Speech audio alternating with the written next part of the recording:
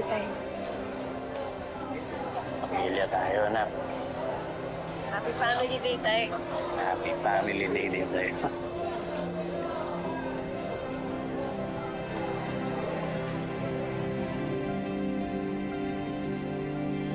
Umalis ka na dito! Ano ba? Umalis ka na dito! Umalis ka! Kung hindi tatawag ako ng polis! At sino papahuli mo? Ako? Hindi ba dapat ikaw? Di ba mahal na mahal mo yung preso? Di ba balik ka na lang doon? Ano ka talaga? Halika na, halika na. Bye! Ano? Na-video mo ba yun? Dapat na-video mo, bongga. Look, actually. Hindi niya tinanggap tong pera mo. Alam ko naman hindi niya tatanggapin. Ang gugulo lang ako. Hello, anak? Oh, nandito pa ako sa shop. Pupunta ka? Sige, antayin kita.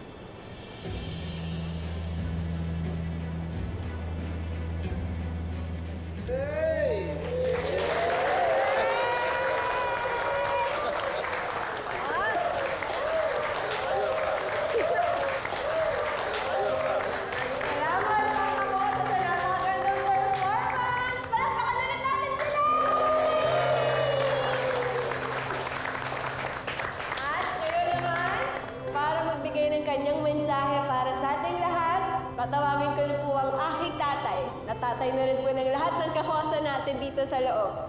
Walang iba kundi si Supervisor Taydado! Serdado! Serdado! Serdado! Serdado! Serdado! Serdado! Serdado! Serdado! Serdado!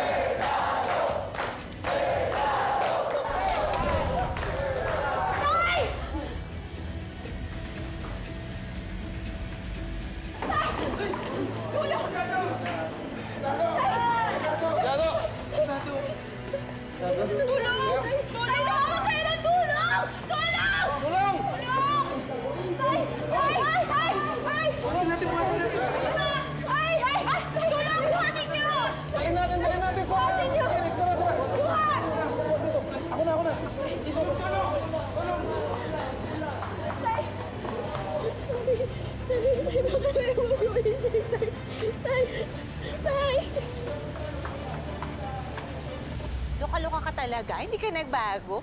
Kung umiksena ka, akala mo, pelikula. Ay, laki-laki ng mga movement. Ganun, bongga. Oh, kaya ka na nahimik dyan. Ano, nagsisisi ka na sa kagagahan mo? Agad-agad? Huwag muna tayo umalis. Bakit? Naku, may naisip ka na namang gagawin, ano? Hindi mo ba narinig si Charlene? Kausap niya yung anak niya pupunta dito. Oh, ano ngayon? Wala lang, gusto ko lang siya makita. Hindi talaga kita maintindihan eh. Ngayon naman may interest ka dun sa anak ni Charlene.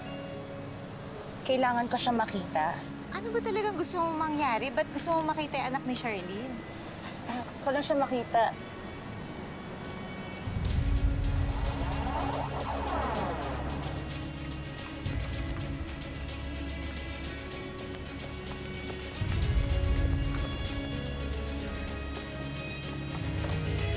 Hi, anak! Yun nga, anak na ni Charlene. Inutusan ako ni Daddy na ihatid sa itong mga documents na to. Sobrang importante daw kasi kaya hindi niya mautos sa iba. Ayaw mo bang bumaba? Halika. Actually, nagmamadali kasi ako. Bakit? Saan ka pupunta? Magkikita kami ni Xavier. Kanina pa niya akong hinahantay. Masyado ka ng seryoso kay Xavier, ha? Hinahinay lang, anak. Basta if you need someone to talk to, andito lang ako para sa'yo. I'm okay.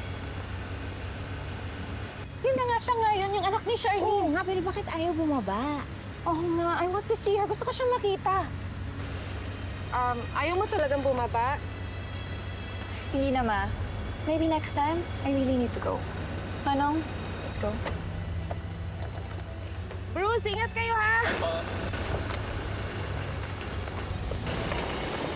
Hindi naman siya bumaba eh. Wala naman tayo nakita.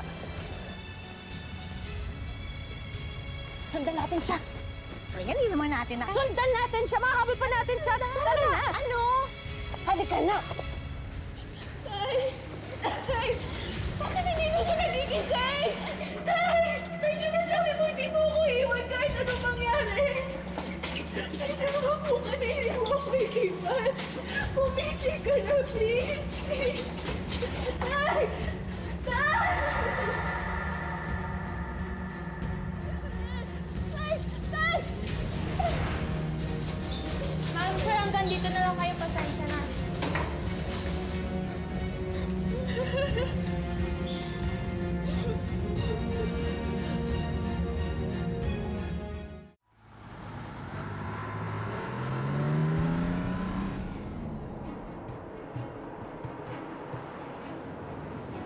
Gus, bilisan mo na! Tama ba ito sinusundan nating SUV?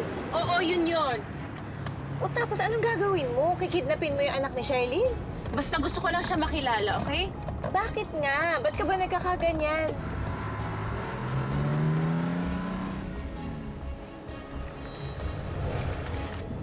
Basta ako maliwa ka na dyan. Dito tayo, dito tayo. Dyan? Oo. Hoy! Ano ba? Ano ba, marunong ka bang mag-drive? Sorry po. Papatay mo ba ako? Pasensya na po. Pasensya na. Anong na munting nila ako tamaan ah? Huwag mo siya pansinin. Umalis ka na dyan. Kundi lang kayo babae! Hindi ka kasi tumitigil!